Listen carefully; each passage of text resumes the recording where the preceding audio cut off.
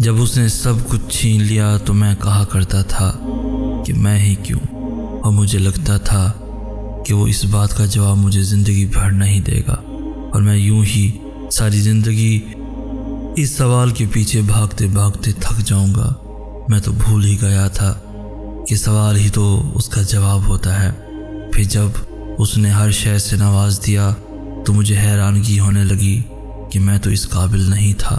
پھر میں نے سوال کیا، میں ہی کیوں؟ پتہ ہے اس نے مجھے میرے پہلے سوال کا جواب دے دیا، ڈھیروں نعمتیں عطا کر کے، مگر اس نے میرے اس سوال کا جواب نہیں دیا کہ یہ سب نعمتیں میرے لیے ہی کیوں۔ اب میں اس سوال کا جواب ڈھونڈنے کے لیے تمام عمر سجدے میں پڑا رہوں گا۔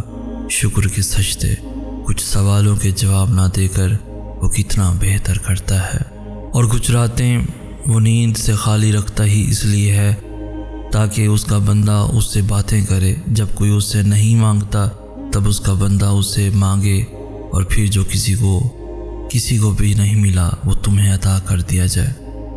سنو، اگر تمہارے لیے کوئی چیز بہترین ہے تو وہ تم تک پہنچا دی جائے گی، اور اگر تمہارے لیے بہتر نہیں ہے تو آ کر بھی چلی جائے گی۔ تم اللہ کی مصلحتیں نہیں سمجھ سکتے، اس رب کی مصلحتیں تمہاری سوچ کے برعکس ہیں۔ اس لیے اگر تم سے کوئی چیز لے لی گئی ہے تو یہ بھی یقین رکھو کہ وہ اس سے بہتر تمہیں عطا کرے گا۔ تم بس ہر حال میں اس کا شکر ادا کرتے رہو اور اپنے نصیب کی بہتری مانگا کرو، کیونکہ بے شک وہی بہتر جاننے والا ہے۔ اللہ رب العزت تم سے جتنی محبت کرتا ہے وہ تمہیں اتنا ہی آزماتا ہے۔ وہ تمہاری من پسند چیز کو تم سے دور کر کے تمہیں خود تک لاتا ہے۔ وہ تمہارے حالات سے ناواقف نہیں ہے۔ وہ جانتا ہے کون سا دکھ تم نے آنسوؤں میں بہا دیا اور کون سے دکھ کو خود میں ضبط کر لیا۔ اس نے دیکھا ہے تمہارے دل کا ہزاروں ٹکڑوں میں ٹوٹ کر بکھر جانا۔ وہ بھولا نہیں ہے تمہارے اذیت ناک طویل سجدوں کی کیفیت کو۔ وہ تمہاری تمام بے سکون راتوں کا گواہ ہے، اور اس نے تمہاری ان بے شمار دعاؤں کا بھی حساب کر رکھا ہے جو تم نے اس کے سوا کسی سے نہیں کہی۔ وہ تمہیں برے وقت سے اس لیے گزارتا ہے تاکہ تم اپنے اچھے وقت میں اسے یاد رکھو۔ اللہ رب العزت تمہارے ساتھ ہے اور وہ ہمیشہ تمہارے ساتھ رہے گا۔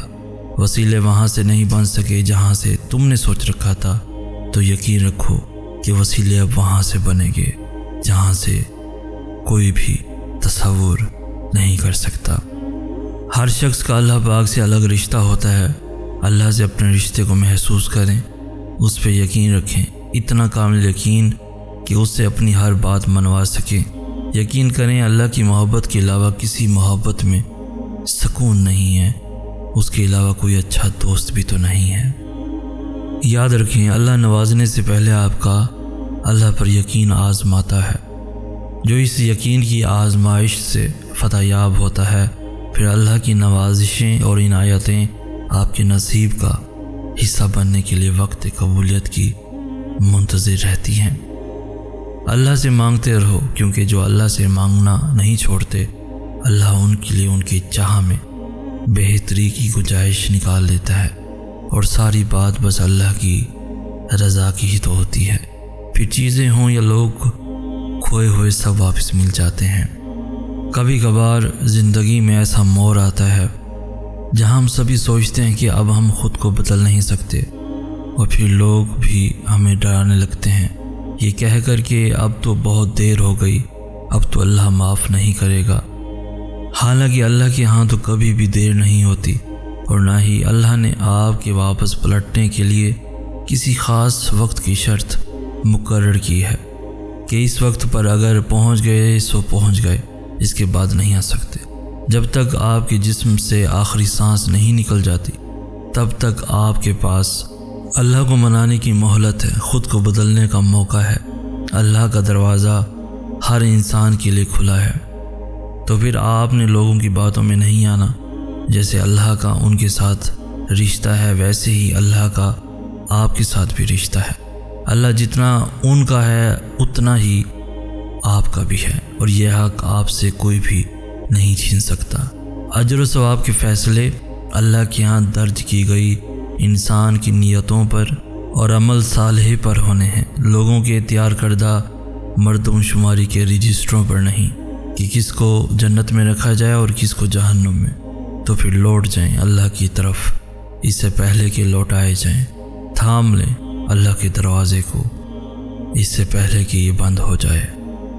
دعا ان طریقوں سے آپ کی مدد کرتی ہے جو آپ اپنے وہم و گمان میں بھی نہیں سوچ سکتے۔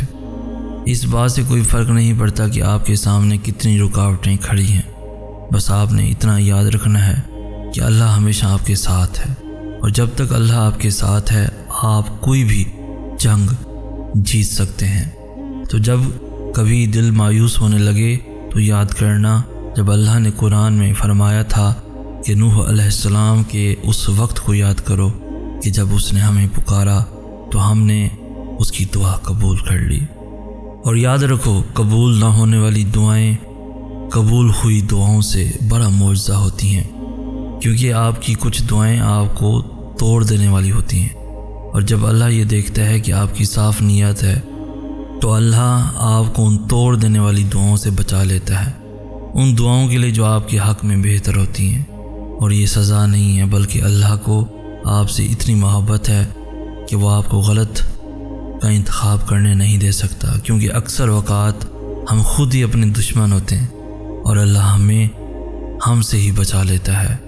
ہو سکتا ہے کسی چیز کو آپ برا سمجھو اور وہ آپ کے لیے اچھی ہو، اور کسی چیز کو آپ اچھا سمجھو اور وہ آپ کے لیے بری ہو، آپ نہیں جانتے، لیکن اللہ خوب جانتا ہے۔